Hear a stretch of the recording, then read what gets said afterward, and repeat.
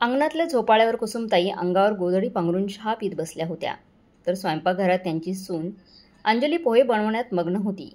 तिला अजून तिच्या नवऱ्याचा म्हणजे माधवचा डबा बनवायचा होता. तेवढ्यात कुसुमताई म्हणाल्या, "सुनबाई, अगं नाश्ता झाला की नाही, की अजून कांदाच कापत आहेस?" "आई, होत आलाय, 2 मिनिटात देते." अंजलीने जरा ओरसर स्वरात उत्तर दिलं. "जरा पटापट हात चालव, माधवला ऑफिसला जायला उशीर होईल. आणि मग भाजीला तिखट मीठ व्यवस्थित घाल. तुझ्या हाताला तर चवच नाही. मला असं मिळमिळीत जेवण अजिबात आवडत नाही." "हो आई, तेल तिखट मीठ अगदी व्यवस्थित घालते," अंजली नम्रपणाने म्हणाली. काही वेळाने माधव तयार होऊन हातात एक लिफाफा घेऊन बाहेर आला आणि म्हणाला, "आई, हे घे या महिन्याचा पगार. काल रात्री आलो होतो तेव्हा तू झोपली होतीस." लिफाफा पाहताच कुसुमताईंच्या चेहऱ्यावर हास्य उमटले. त्यांनी त्या लिफाफ्यातून पैसे बाहेर काढले आणि मोजायला सुरुवात केली.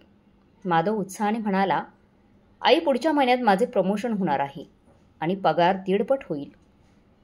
कुसुमताईंचे डोळे चमकले. "अरे वा, मला तुझ्याकडून हीच अपेक्षा होती."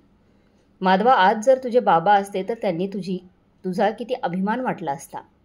मी आजच देवळात जाऊन तुझ्या यशासाठी नवस बोलते. देव तुझी भरभराट करो." माधवच्या पगारवाढीचा सर्वात जास्त आनंद कुसुमताईंना झाला होता. त्यांच्या डोळ्यातून अभिमान ओसंडून वाहत होता. आणि का होऊ नये, कारण त्यांचा संपूर्ण पगार त्या स्वतःच्या हातात घेत होत्या. खरं तर आता त्यांचे वय झाले होते, पण घरातील सत्ता अजूनही त्यांनी आपल्या हातात ठेवली होती. त्या घरातील प्रत्येक खर्चाचा हिशोब ठेवत होत्या.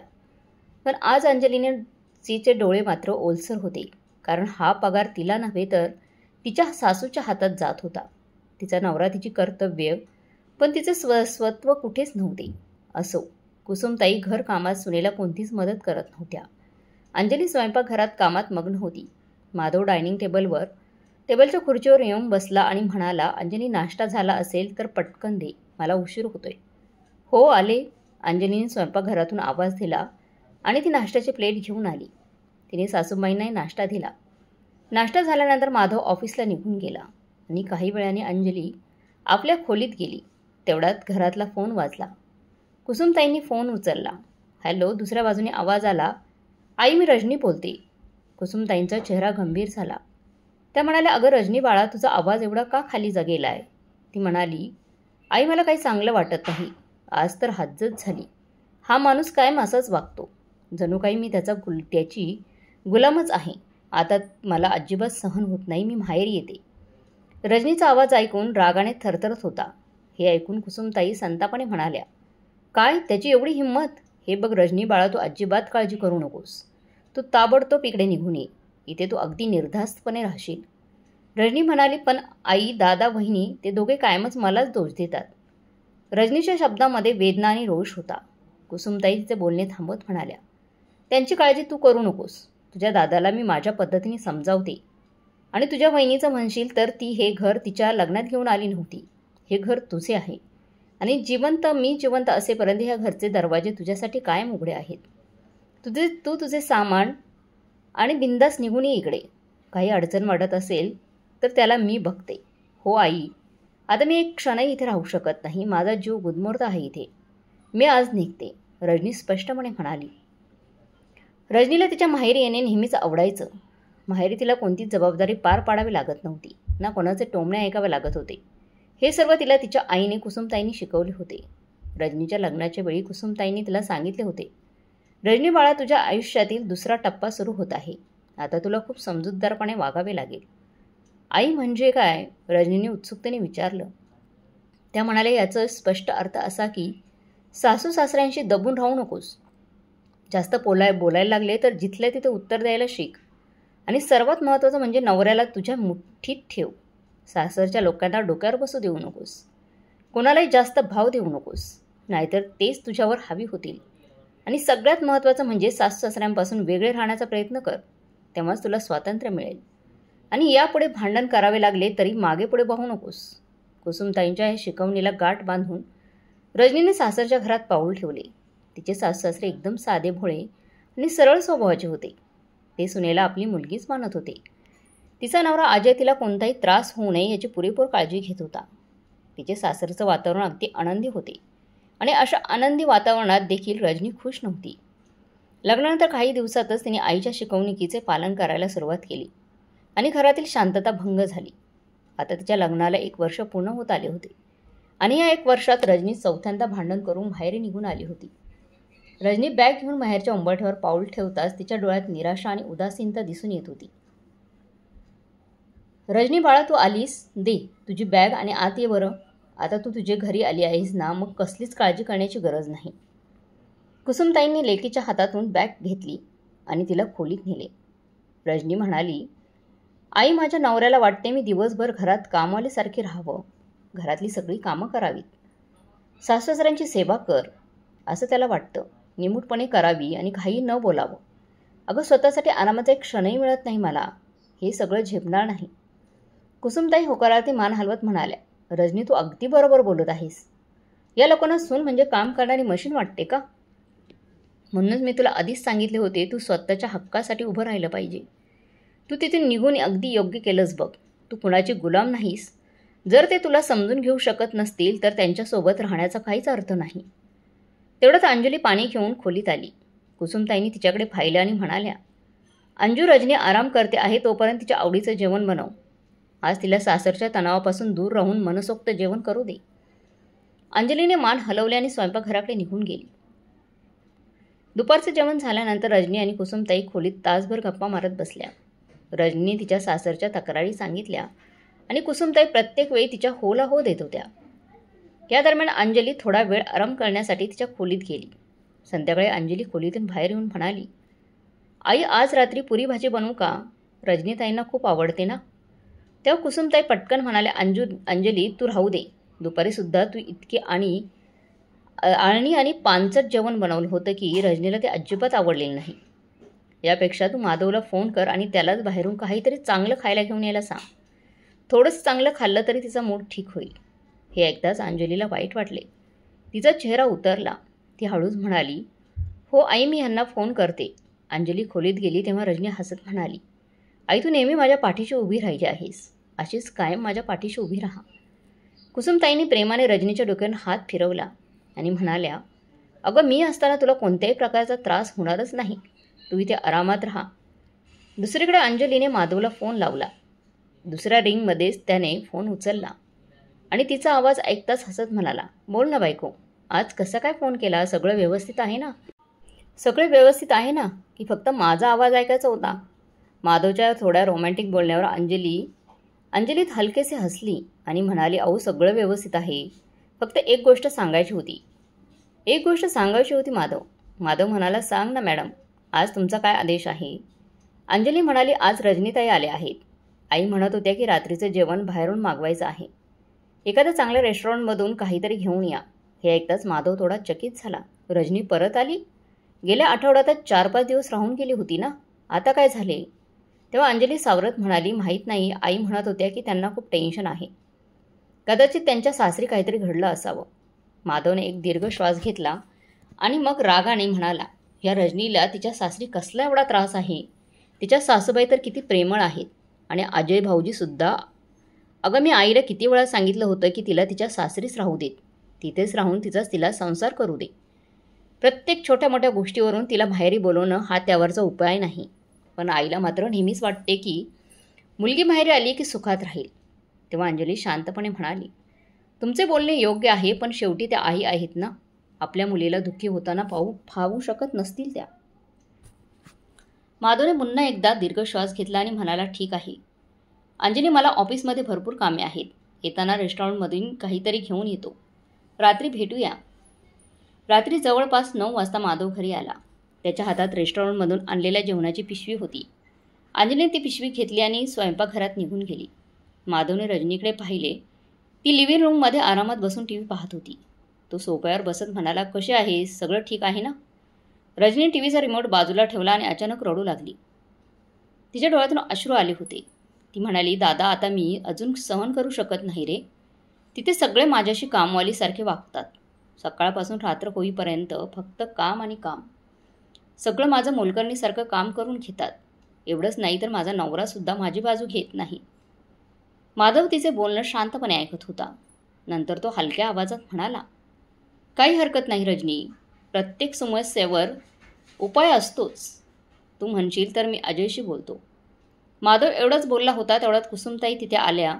त्यांनी आपल्या मुलीच्या डोळ्यातून पाणी पाहिले आणि नाराज होऊन म्हणाल्या, त्याच्याशी बोलायची गरज नाही. अशा लोकांना मी चांगलेच ओळखते.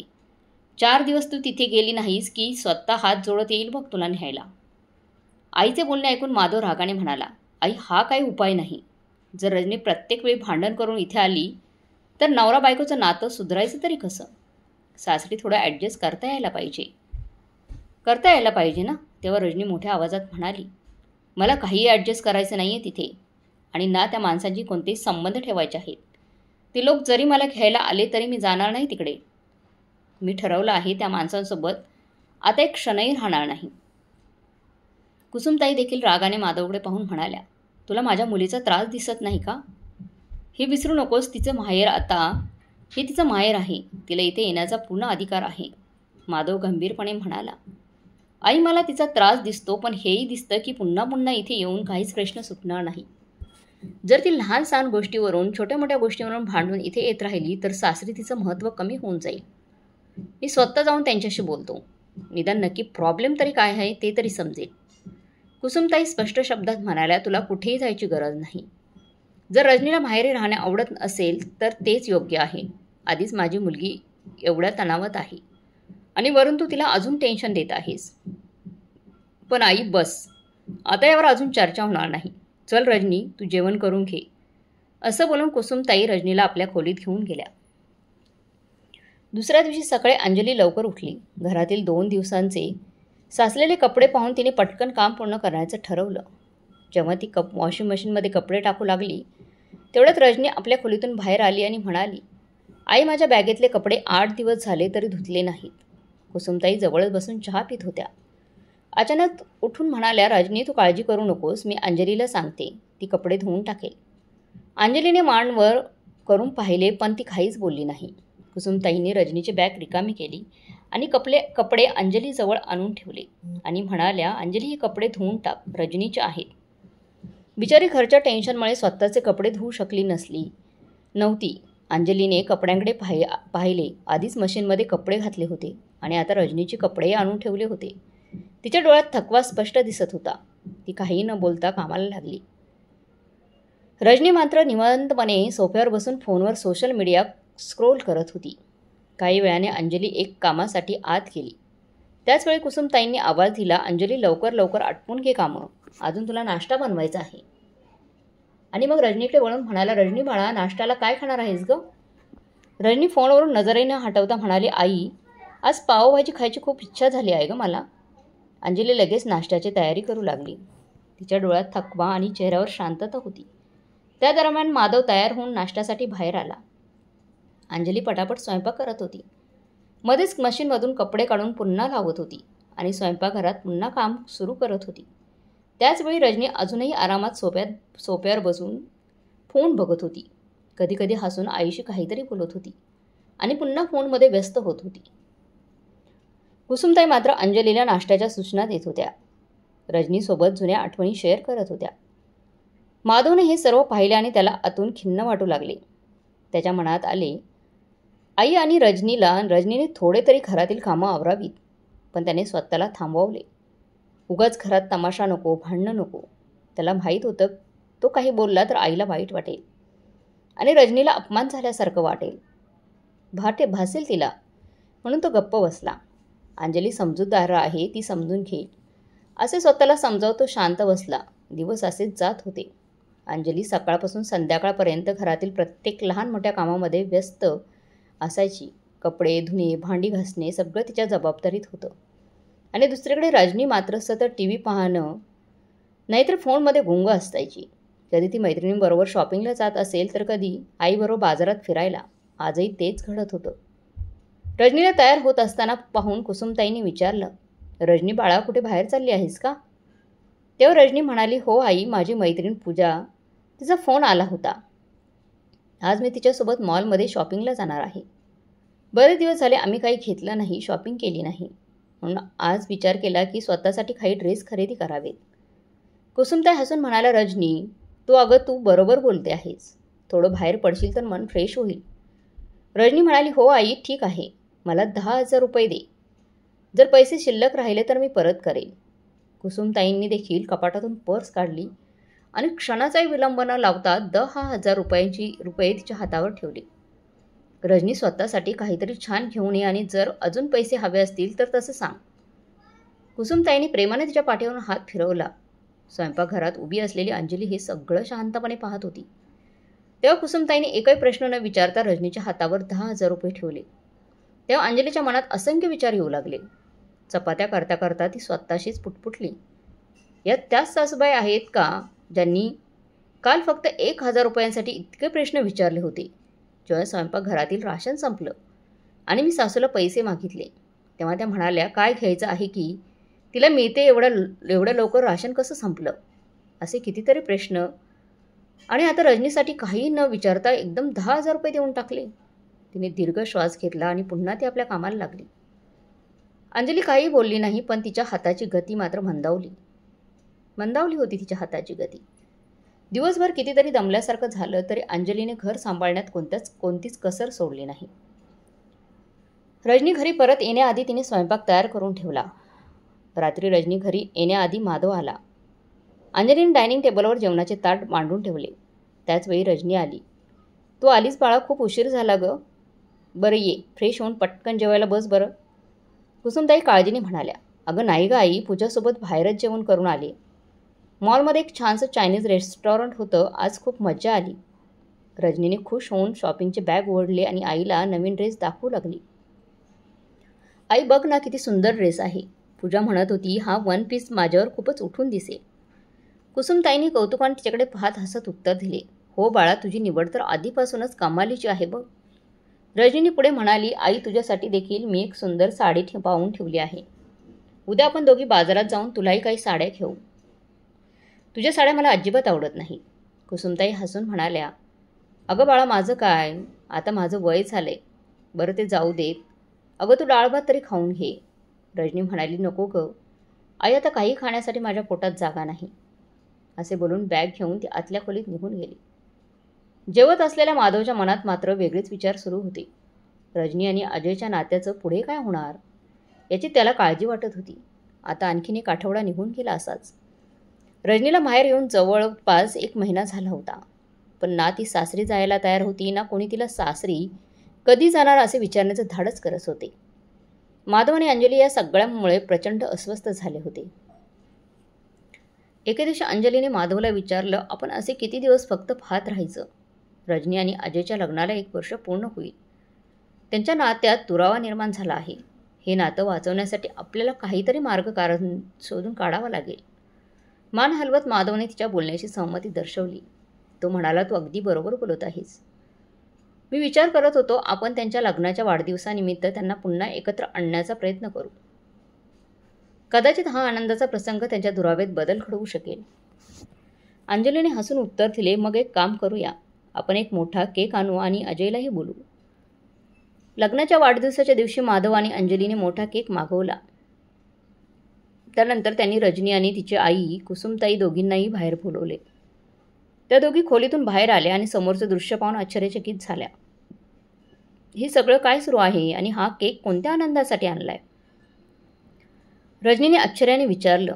तेव्हा माधव हसत म्हणाला, आज तुझ्या आणि अजयच्या लग्नाचा पहिला वाढदिवस आहे ना, त्यामुळे आम्ही ठरवले की या खास दिवशी काहीतरी विशेष करावं.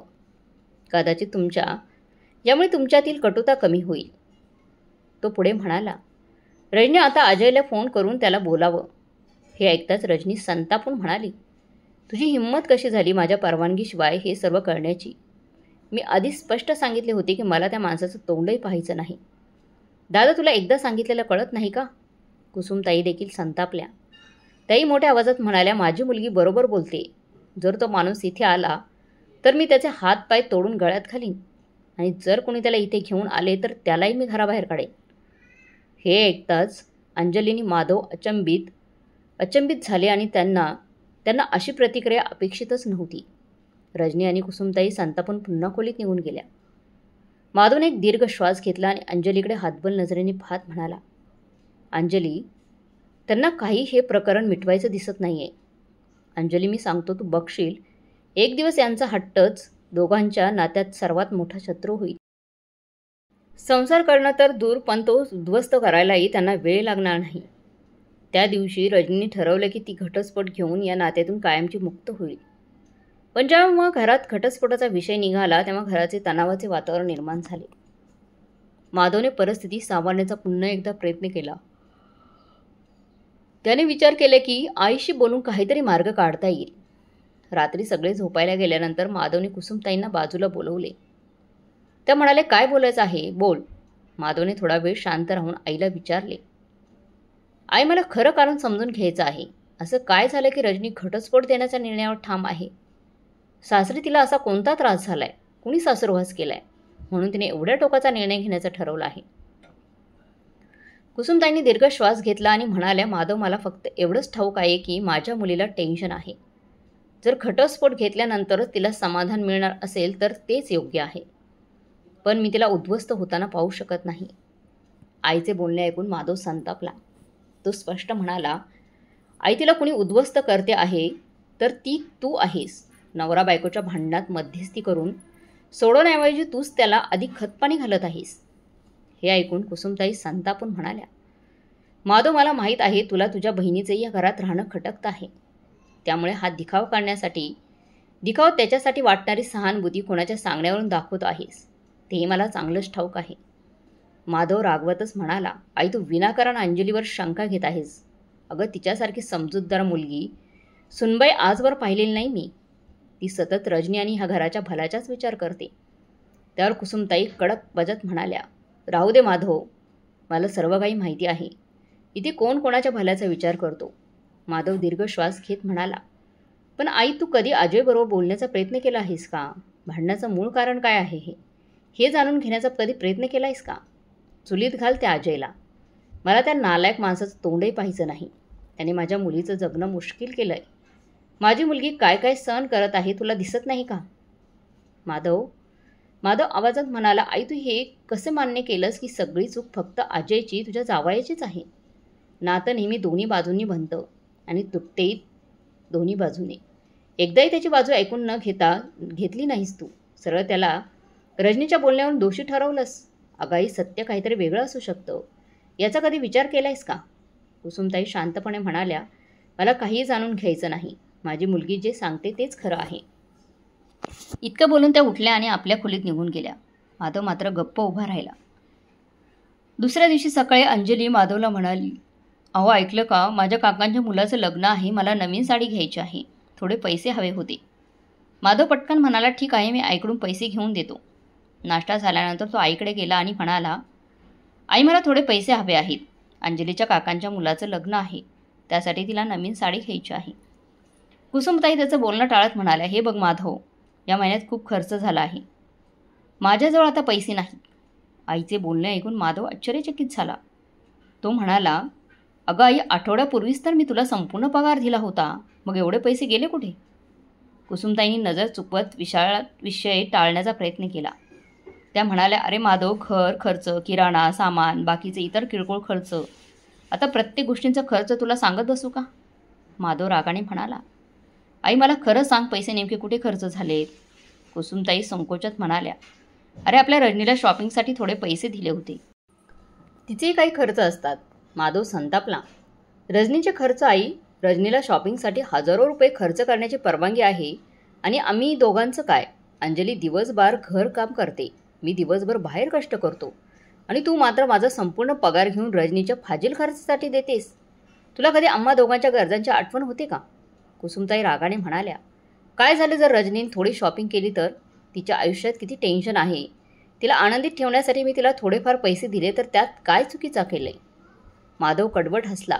म्हणजे रजनीच्या तणावाचा उपाय म्हणजे महागडे कपडे आणि शॉपिंग, आणि आमच्या गरजांचं काय? तुला खरंच वाटतं का तू न्याय करतेस? तू जास्त बोलू नकोस.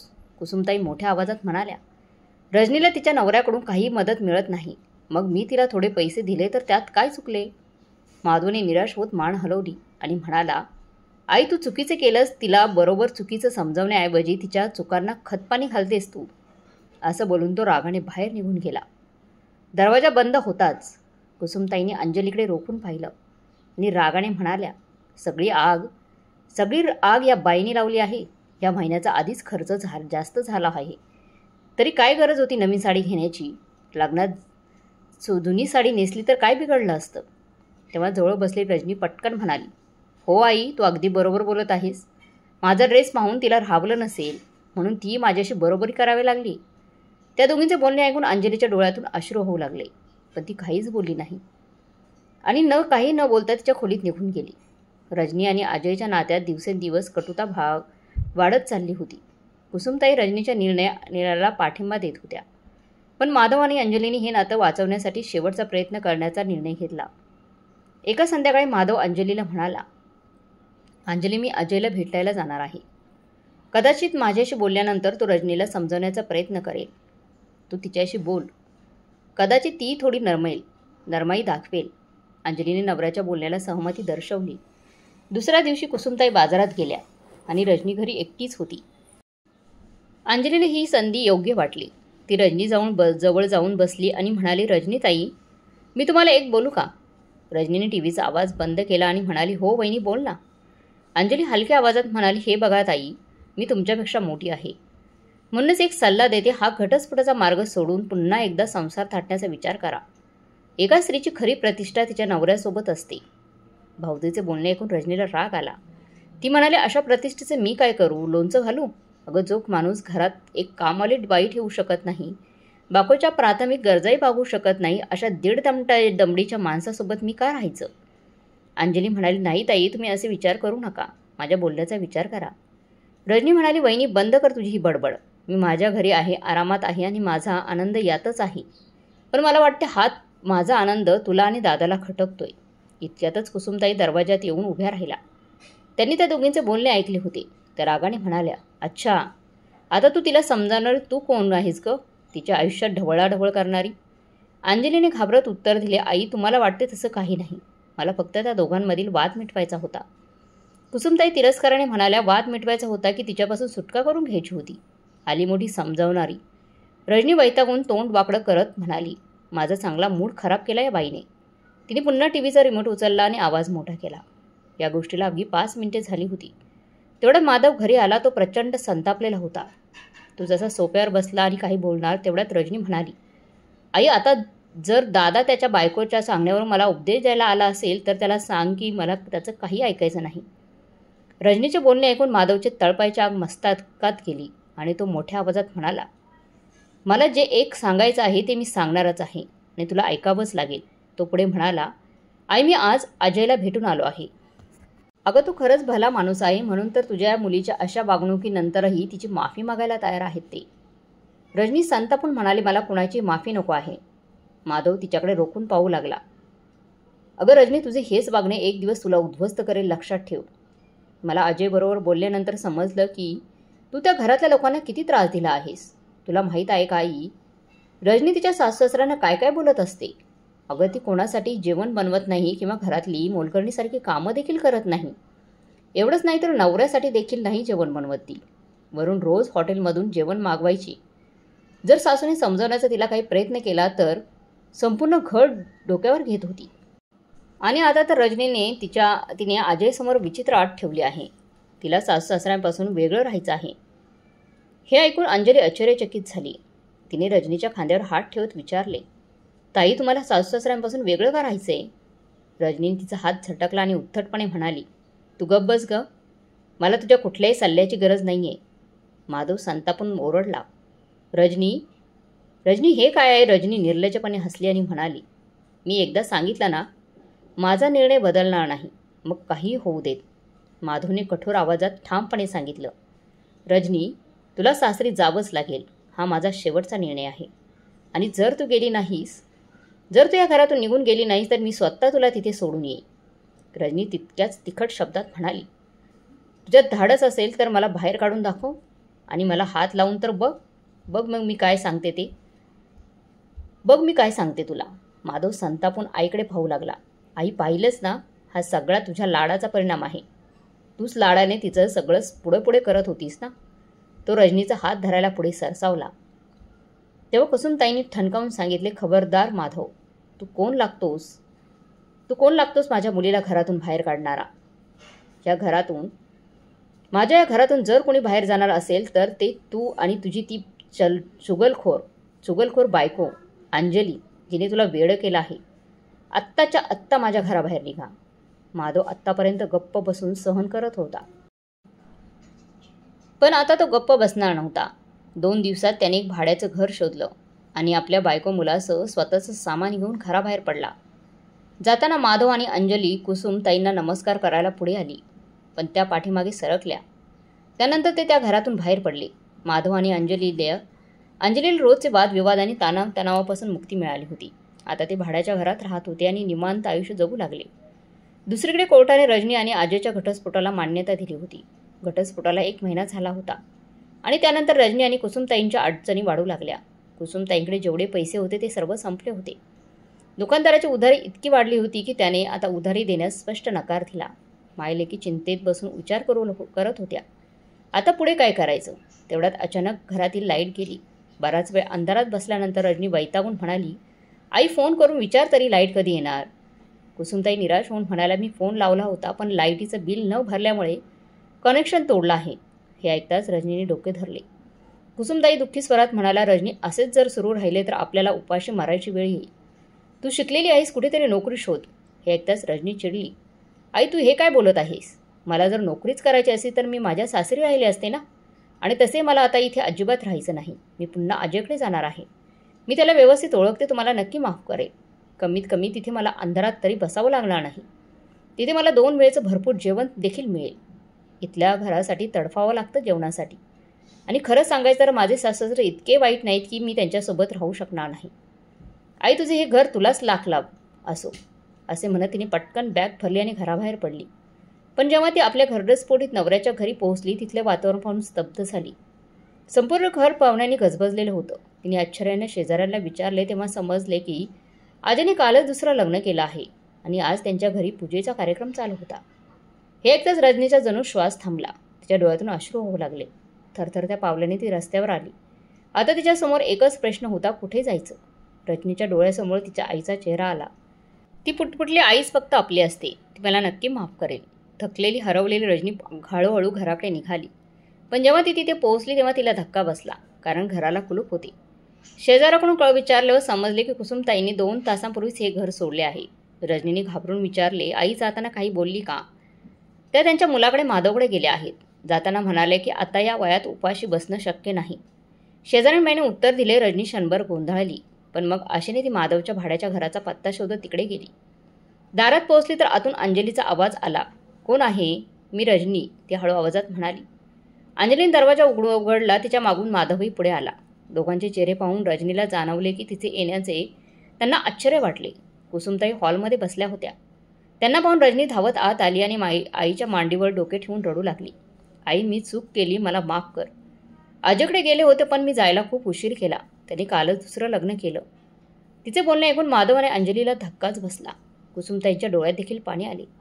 त्या म्हणाले, हे सर्व माझ्यामुळेच घडलं आहे. मीच तुला योग्य वेळी योग्य तो सल्ला दिला असता तर आज तुझ्यावर ही वेळ आली नसती. मला माफ कर बाळा. रजनी रडू लागली. माधव शांतपणे पुढे आला आणि म्हणाला, रजनी, आता रडून काही उपयोग नाही. मी तुला नेहमी समजावत आलो, तू माझं ऐकलं नाहीस. उलट अंजलीला दोष देत आलीस. असो. तो पुढे म्हणाला, रजनी, आता तुझे सगळे दरवाजे बंद झाले आहेत. म्हणून तू जर इथे राहायचा विचार करत असशील तर माफ कर. कारण मला पुन्हा आधीचे दिवस नको आहेत. घरात वादविवाद नको आहेत. त्यामुळे इथे तुझ्यासाठी जागा नाही. दादा, मी तुझीच बहीण आहे. रजनीने थरथरत्या स्वरात म्हटलं, तू माझी बहीण होतीस म्हणूनच मी तुला योग्य वेळी वेळोवेळी योग्य सल्ला देत होतो. तुझा संसार वाचवण्याचा प्रयत्न करत होतो. पण तू तुझ्या अहंकारात सगळ्यांना दूर केलंस. कुसुमताई डोळ्यात पाणी आणून म्हणाल्या, रजनी, एक मुलगी म्हणून माझे तुझ्यावर अजूनही प्रेम आहे. पण आई म्हणून मी थकली आहे. तुझ्या डोळ्यातील पाणी पाहून वाईट वाटते. पण आता माझा नाईलाज झालाय.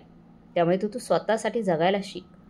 आपल्यावर अतोनात प्रेम करणाऱ्या आईचं बोलणं ऐकून रजनीच्या काळजात धस्स झालं. ती जागची उठली आणि घराबाहेर आली. आज ती एकटी पडली होती.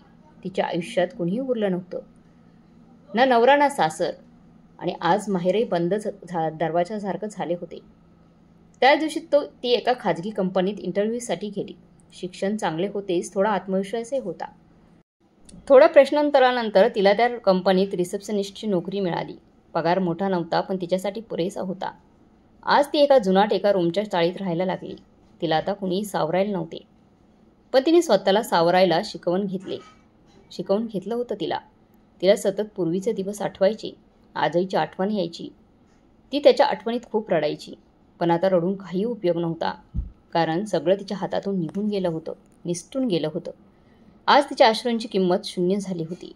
मित्रांनो, खरंच अहंकारात आपण बरंच काही गमावून बसतो. जसं रजनी गमावून बसली होती आणि शेवटी तिला पश्चाताप करण्याची वेळ आली होती. म्हणूनच कधीही अहंकारात कोणत्याही गोष्टी करू नये. तुम्हाला काय वाटते कमेंट करून नक्की कळवा. कथा चांगली वाटली असेल तर लाईक, शेअर, सबस्क्राईब नक्की करा. धन्यवाद.